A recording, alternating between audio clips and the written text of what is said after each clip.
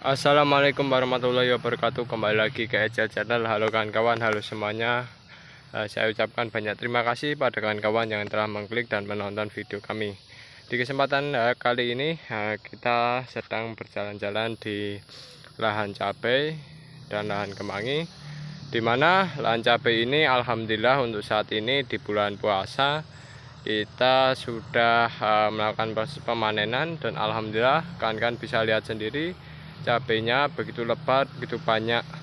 Ini merupakan salah satu hal yang menurut kami sebuah keberhasilan ya kan dalam membudidayakan, meskipun pada waktu jalannya, pada waktu berlangsungnya itu kita mengalami kendala-kendala, kan tetapi tidak masalah. Yang terpenting adalah kita selalu berusaha. Jadi kan kawan, tanaman cabai ini sejatinya adalah tanaman yang dimana yang diambil adalah bagian buahnya. Maka dari itu artinya tanaman cabai harus dipanen pada masa generatif. Pada masa generatif ini tanaman yang diambil buahnya ini kita harus memberikan pupuk yang sifatnya lengkap ya kan kawan. Jangan hanya dominan salah satunya. Contohnya pupuk urea. Urea itu pupuk yang dominannya adalah unsur nitrogen, dimana kalau jika diberikan pada tanaman yang sifatnya berbuah kayak gini, biasanya untuk pertumbuhan batang maupun daunnya itu begitu cepat dan begitu pesat, akan tetapi kurang kuat dan buahnya kurang maksimal menurut saya, karena begitu gemuk ya daun serta batangnya kan kawan. Dan di sisi lain untuk menghasilkan buah yang semacam ini maka perlu pupuk yang lengkap, terutama pupuk makro, yaitu yang mengandung unsur nitrogen, fosfor serta kalium. Apalagi jika kawan-kawan melengkapinya pada unsur-unsur lainnya ya kan kawan. Unsur-unsur yang mikro ada Fe, Zn, boron dan lain sebagainya, itu dilengkapi itu malah tambah bagus, karena tanaman cabai ini tanaman yang dipanen pada masa generatif, artinya batangnya harus kuat, daunnya juga harus sesuai ya jumlahnya, lalu buahnya juga harus kokoh agar siap panen atau tidak rontok. Dan yang jelas untuk menjadikan tanaman semacam itu artinya harus lengkap ya unsur haranya. Beda lagi dengan tanaman yang diambil bagian vegetatifnya. Nah itu harus ya lebih dominannya ke unsur yang menghasilkan batang maupun daun yang begitu cepat. Akan tetapi kalau ini karena yang diambil buahnya, maka kawan-kawan alangkah baiknya melengkapi semua unsur ya kawan-kawan semacam itu. Dan ini tidak dalam budidaya cabai ini tidak luput dengan adanya serangan hama maupun penyakit. Kalau hamanya bermacam-macam ya kawan-kawan ya, contohnya semacam ini. Ini adalah hama ulat yang menyerang tanaman cabai, dimana ini sangat merugikan kan kawan ya, sangat merugikan.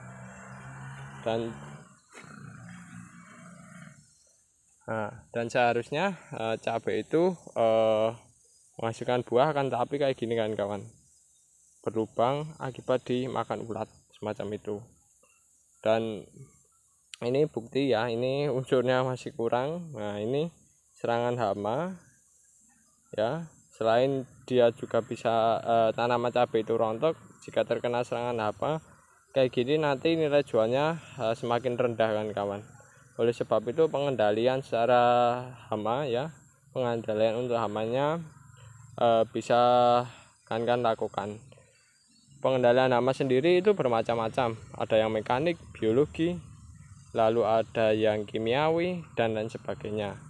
Nah kan bisa pelajari lebih mendalam. Yang jelas selain pemupukan juga ada pengendalian ya kan kawan, pengendalian hama. Dan yang selain pengendalian hama juga harus kita melakukan pengendalian gulma. Gulma ini jika tidak, meskipun kita menggunakan mulsa ya, mengurangi terjadinya gulma di bagian sekitar mulsa, sekitar tanaman cabai ya. Di situ di sekitarnya tidak ada rumput, tapi bagian samping ini jika tidak kita kendalikan juga, nantinya rumput ini akan merambat ke bagian tengah dan juga itu tidak bagus kan kawan. Dan oleh sebab itu gulma itu harus kita bersihkan agar tanaman cabai menghasilkan buah yang baik dan penyerapan unsur harianya juga maksimal. Dan di sisi lain gulma ini ya, itu jika gulmanya terserang penyakit, ini yang ditakutkan adalah nantinya menular ya, karena tanaman cabai itu sendiri menginginkan kondisinya lahannya itu bersih ya dari tanaman-tanaman lainnya, karena dengan kondisi bersih semacam itu mereka bisa memaksimalkan buah maupun serangan penyakit ya dari tanaman atau tumbuhan lainnya semacam itu kan kawan. Nah, karena jika ada gulmanya berlebih, itu juga dapat menyerap unsur-unsur hara yang ada di dalam tanah dan menjadikan persaingan di lahan tanaman cabai. Dan yang terakhir dalam budidaya cabai ini yang kita lakukan yaitu adalah pemanenan ya. Untuk saat ini pemanenan kita lakukan setiap 3 hari sekali. Jadi setelah pemanenan pertama selang 3 hari itu dipanen lagi kan kawan. Tujuannya apa? Tujuan kita memanen usia 3 hari setelah pemanenan pertama atau pemanenan sebelumnya, karena ketika setelah 3 hari itu nantinya tanaman cabai akan ada yang berwarna semburat kemerah-merahan. Saya beri contoh semacam ini. Nah, semacam ini tanaman cabai ini ada yang oranye, ada yang ya ini kan oranye kemerah-merahan. Ini sebenarnya nanti sore kita panen ya, agar apa? Agar nantinya setelah kita melakukan pemanenan ini tanaman cabai masih berbobot ya kan kawan, berbobot, dan buah cabainya masih berbobot. Dan yang jelas buah ini jika disetorkan ke warung maupun ke konsumen itu bisa awetnya lebih lama kan kawan, beda dengan yang kondisinya sudah terlalu merah. Nah semacam ini. Nah kondisi semacam ini kalau terlalu merah kayak gitu, nantinya yang dikhawatirkan adalah bobotnya berkurang ya, dan yang jelas tidak awet lama ya. Pasti nanti ada keluh kesah dari pembeli semacam itu kan kawan.